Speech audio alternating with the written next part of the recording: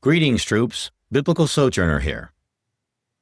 The shortest verse in the Bible, Jesus wept. This is an interesting verse given the fact that Jesus is at that time on his way to the grave of a very, very dear friend, whom he's going to raise from the dead. So one should be asking the question, why is Jesus weeping over a man he's going to raise from the dead in 5 minutes? Because of faith, or in this case, a lack of faith. I'm going to tell 3 stories about 4 different people. 2 of them are Jews, and 2 are Gentiles. The first is the story of Lazarus. He lives in a town called Bethany, just outside of Jerusalem, in the land of Judea. He has 2 sisters, one Martha, one Mary. Jesus and his disciples know this family very well and have a deep love for them. But the land is hostile to Jesus. The religious leaders there don't like him much. He's been stealing their thunder for some time.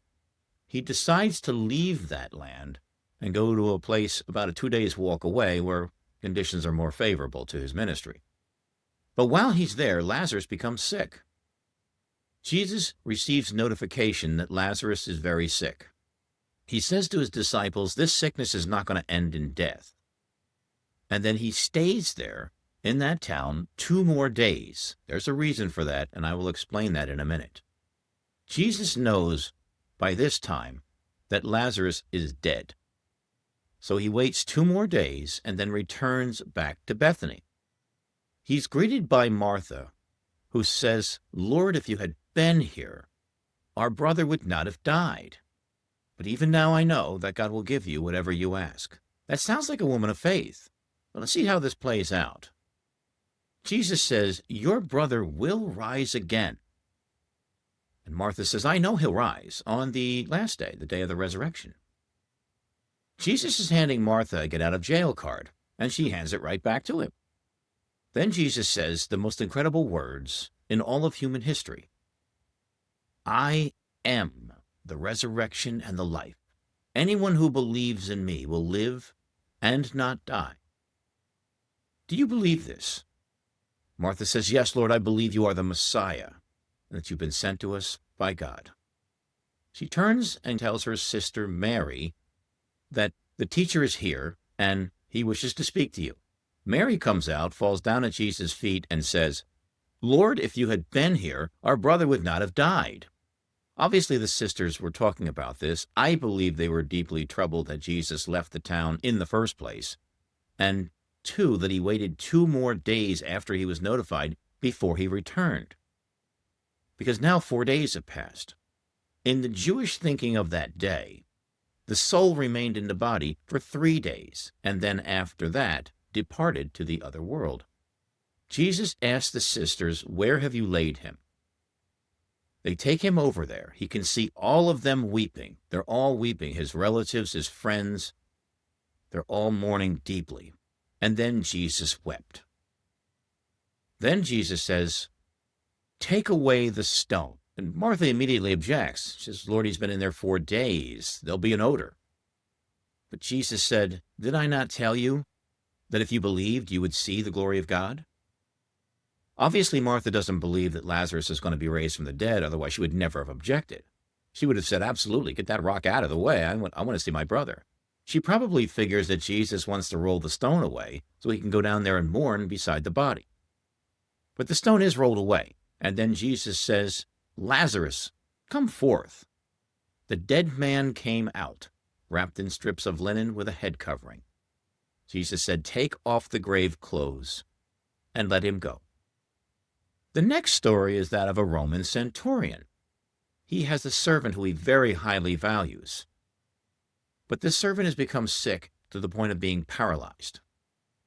The Roman centurion asks some religious leaders of the town where he serves to find Jesus and bring him back to the house so that the servant can be healed.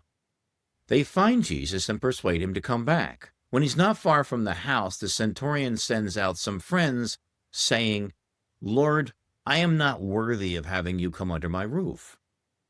But just say the word, and my servant will be healed.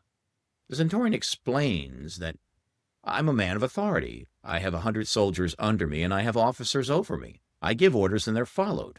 and you are a man of authority. Just giving a command, and my servant will be healed. Jesus is so taken by this, he turns around and says to his disciples, I haven't seen faith like this in all of Israel. Keep that in mind. Then Jesus says to the friends, return back to the house. The servant is well.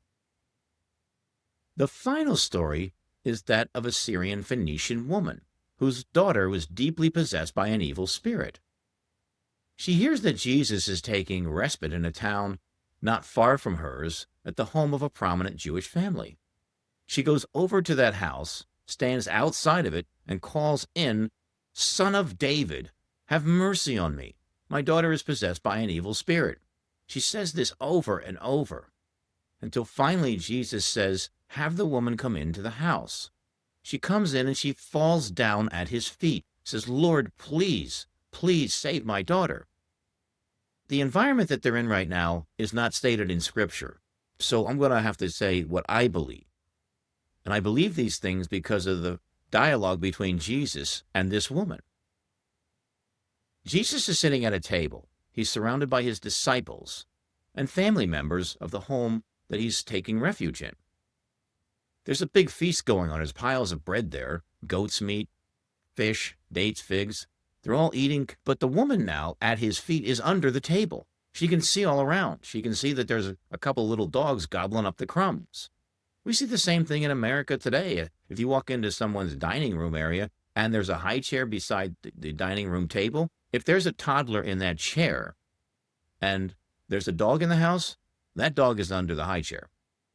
If I'm dining there, the dog is under my chair. They're creatures of opportunity. Then Jesus says to the woman, it is not right to take the children's bread and toss it to their dogs. A derogative statement any way you look at it. But Jesus is handing this woman a get-out-of-jail card, and she took that card out of his hand and put it in her pocket. That card's going to pay dividends. When Jesus said that, the Syrian Phoenician woman said, Lord, even the dogs feed on the crumbs that fall from the master's table. Jesus said, woman, because you have answered this way, you may go. Your daughter is free of that demon. And she found that to be the case. 3 different stories, 4 different people, 2 Jews and 2 Gentiles. I'll summarize this in my American lingo. The Roman centurion is saying, Lord, you're not from around here.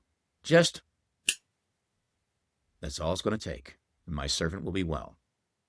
The Syrian Phoenician woman is saying, Lord, you're not from around here.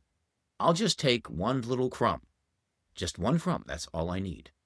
Contrast that with Mary and Martha. Well, if you had been here, if you were here, you could have touched Lazarus before he died. But now the situation is hopeless. Jesus saw the faith of these Gentiles as unconditional, and the faith of Mary and Martha as very conditional. May we all have the faith of those 2 Gentiles. I'm Biblical Sojourner. Until next time, may God give you peace.